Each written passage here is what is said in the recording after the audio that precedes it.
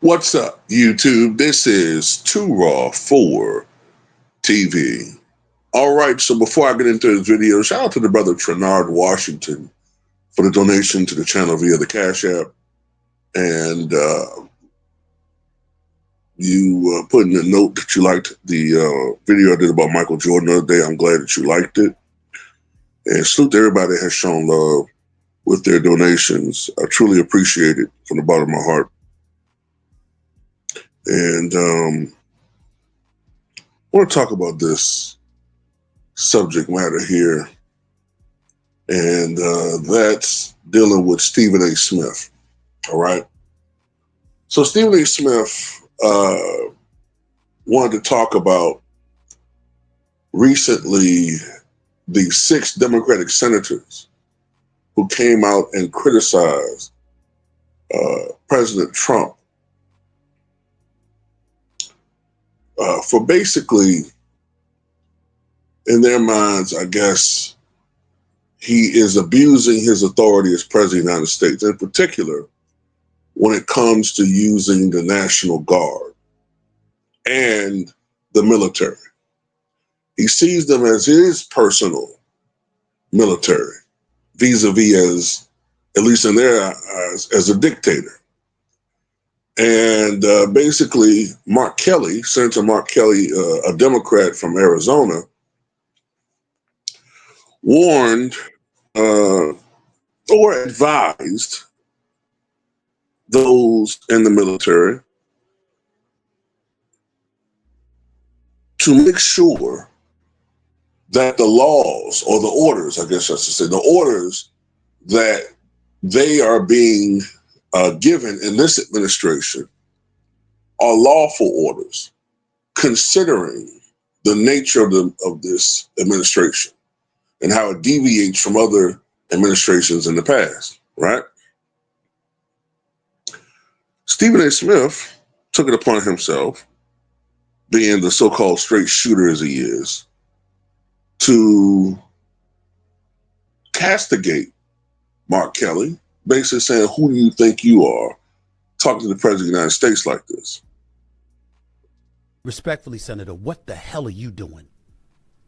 Looking into the camera and telling military men and women to ignore the commander-in-chief. How dare you? How dare you do that? That's right, I'm calling out. I never served in the military. That's true. I have family members who did. Some of my best friends have. Marines, Air Force, Navy, Army. I haven't heard one of them, not one of them, say that was okay. How dare you do that? Is it treason? No. Is it punishable by death? It shouldn't be. So the answer is no. But you know better, Senator Kelly. You know better. How dare you do that?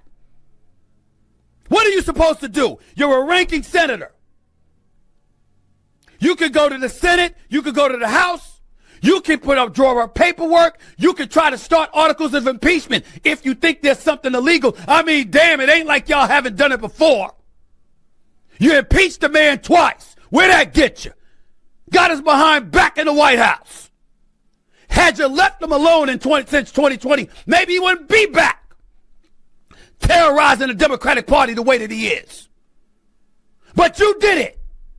You did it. And here you are again with this nonsense. How dare you do that? I'm not a military person, and I know better than that.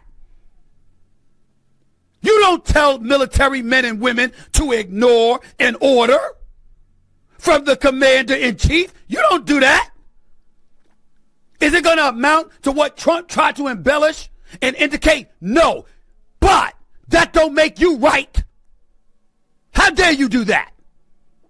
He's the commander-in-chief for the United States military, period. You have no business doing that. None. And by the way, the biggest reason is because what was illegal?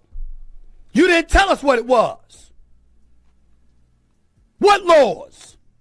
Why did I bring up A Few Good Men with Tom Cruise and Kiefer Sutherland in that sequence and Kevin Bacon? Why did I bring it up? Because the mere thought of you even implying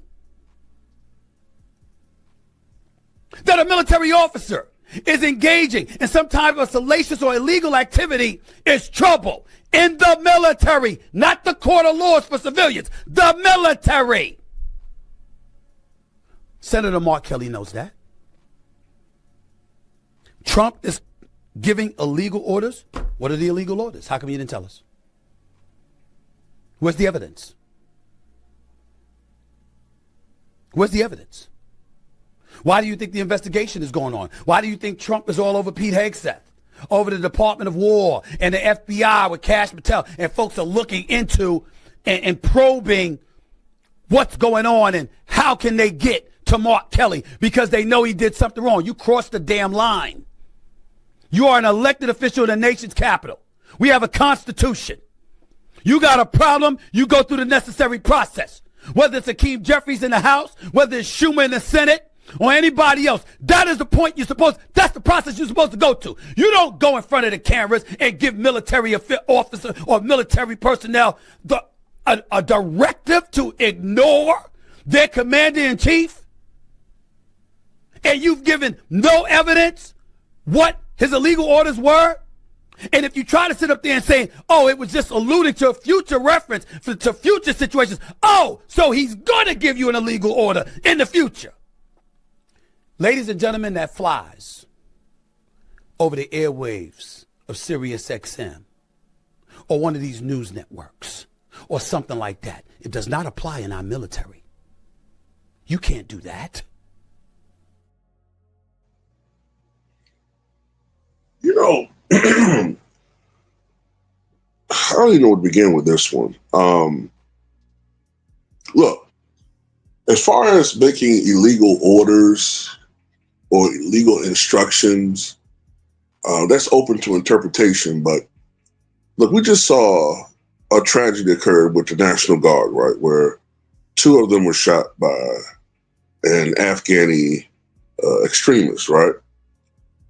One of them has died. My condolences to the family of the woman who died, and I hope that the other individual pulls through. But I'm pretty sure what Mark Kelly's talking about is the fact that we can play this game of who's at fault, which administration let them in, which administration allowed them to stay, et cetera, et cetera. It's blood on both hands of both administrations, the Biden and Trump administration, right? But let's just look at something here. Why were they in D.C. anyway, the National Guard? Because we heard that they were having an emergency crisis here in the District of Columbia, right? This is the crime rate, and I've been talking about this before. The only reason why I'm talking about this is because we're talking about Stephen A. Smith's opinion that he's sports affiliated. Look at the crime rate in the early 90s in D.C. That's when I was a kid. That's when I knew that the crime rate was absolutely through the roof. It was making national headlines. It was making national news.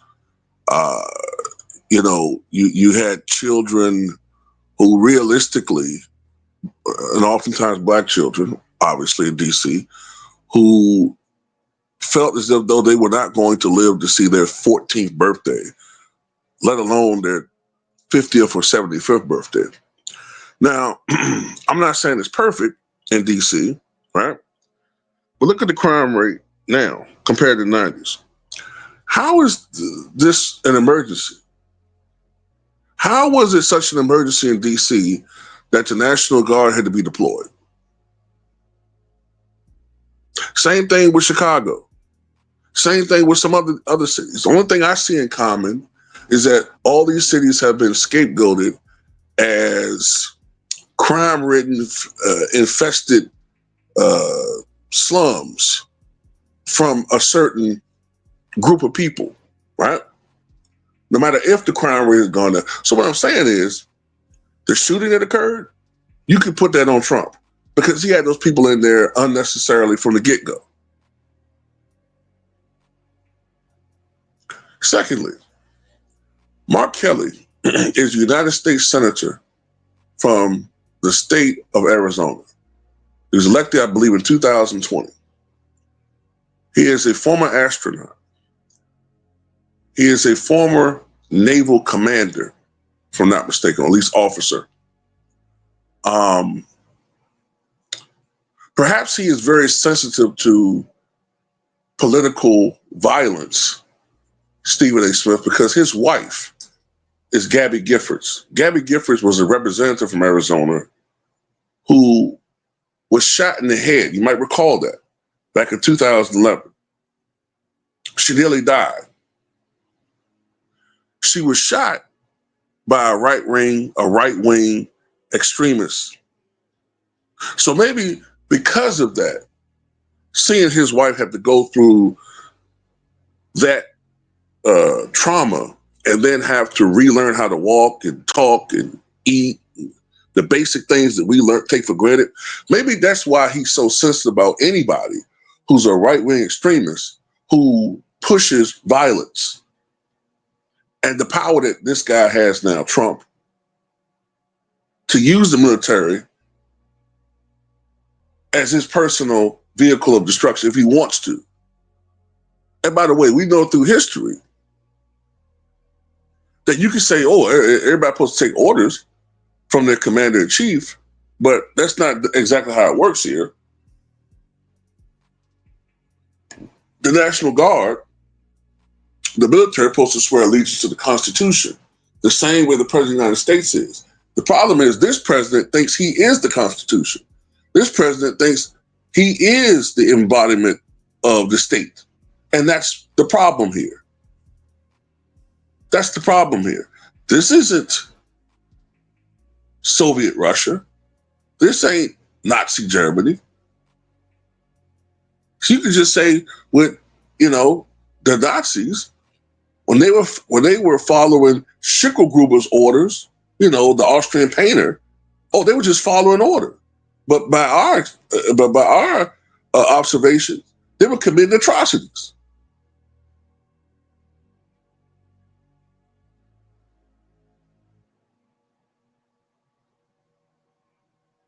It's just amazing to me how Stephen A. Smith, he's so offended by what Mark Kelly and the other Democrats said, right? But he's never offended by the stuff that Trump does. He's never offended by when he called reporters, stupid or idiots or fat piggies, or, when he insults members of Congress. He's never offended by that, magically, even though he's supposed to be a centrist. They always have his put the camera on me moments when he's talking about Democrats. But then again, with a guy like Stephen A. Smith, he probably considers the Democrats the party of, I'm not going to say that on YouTube. All I'm going to say is when you look at Stephen A. Smith's podcast, you look to see who he tends to have on there the most and what party do they tend to vote for the most, that demographic. And that's why he might claim he's an independent just to have wiggle room, but he caters and panders to the right. And it's so obvious. And I don't know why everybody keeps talking about this guy's a Democratic front runner. No Democrat wants this guy. What Democrat wants Stephen A. Smith to run for office? Maybe Republicans do, because he could be a damaging force, possibly. But that's about it. But I'm tripping on how he's lecturing Mark Kelly. Who are you to tell Mark Kelly what he's not supposed to say as a United States Senator when he sees something that millions of Americans, look, you can try to spin it all you want to. Yes, 77 million people voted for Trump, but 75 million also voted against him as far as the Democrats. And in actuality, you look at the votes, 50.2% of Americans voted against Trump. So it was not a landslide. No matter how much Republicans want to spin it, it wasn't a landslide. He got 49.8% of the vote. So when you combine the Democratic vote and the minor party vote, Trump lost 50.2% of the vote. The problem was the Democrats ran somebody who was not prepared for the presidency. They tried to push her along. Obama probably had a point when he said that he believed there should have been some sort of primary process, or at least a limited or expedited primary process. And she could not give a definitive reason what would differentiate her between Joe Biden and herself, between herself and Joe Biden. And the unpopularity of Joe Biden brought the party down. But anyway, I'm just done with Stephen A. Smith, man. It's just the grift is unbelievable with this dude. It is. It truly is. It's not because I don't agree with him on issues. It's just that it's so obvious what he's doing. It's so obvious. This was a guy who claimed he was a Democrat, or at least claimed he was a Kamala Harris supporter, when he saw the polls had her ahead. But as soon as Trump crossed the 270 electoral mark on election night, if you look at him, all of a sudden he started bashing the Democrats because he just goes with the flow. Now, let the Democrats regain the House and Senate in the midterms next year, and let Trump's approval rating start sliding into the 30s, and you'll see what I'm talking about. Then all of a sudden he will start crapping on Trump. He's not going to crap too hard because, you know, that's massive for him. But he's still going to go in more and more on Republicans, and he will start praising Democrats more. And I'm getting ahead of myself, but it's just so easy to see the grip for this guy. But anyway, that's all I got to say about it, man. Tell me what you guys think.